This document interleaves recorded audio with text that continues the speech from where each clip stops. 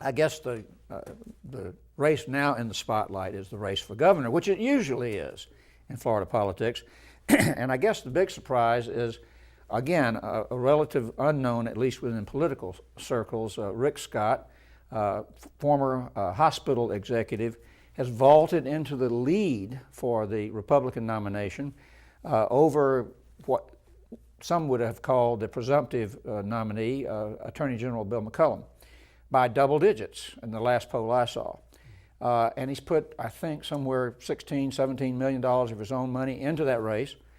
And there are some people who are saying, Republicans, that, you know, Bill McCollum may not have the time or the money to reverse the dynamics of that race. What say you?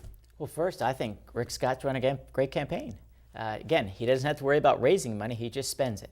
And he's saying all the right things to Republican voters, that illegal immigration is a problem. He's against high taxes. He wants to go against Obamacare. He's saying all the right things. It's all tested, I'm sure.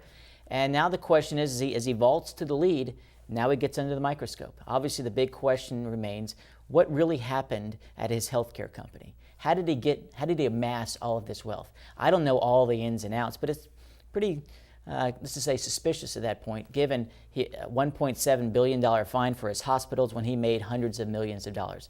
He has to answer that question if he wants to win the Republican nomination, let alone the Democratic nomination. But remember, Florida's a huge state. I travel it all the time, and it's hard to get known here, to say the least. But when you can spend $15, $18, $20 million in a compressed period of time, you can buy name ID.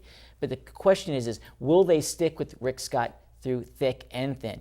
Bill McCollum's support is a lot deeper, in my opinion, because his long-standing relationship with Florida voters like or dislike.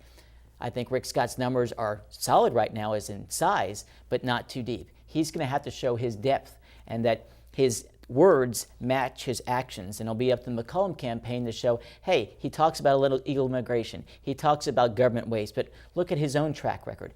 Can Rick Scott withstand that? That will be the question.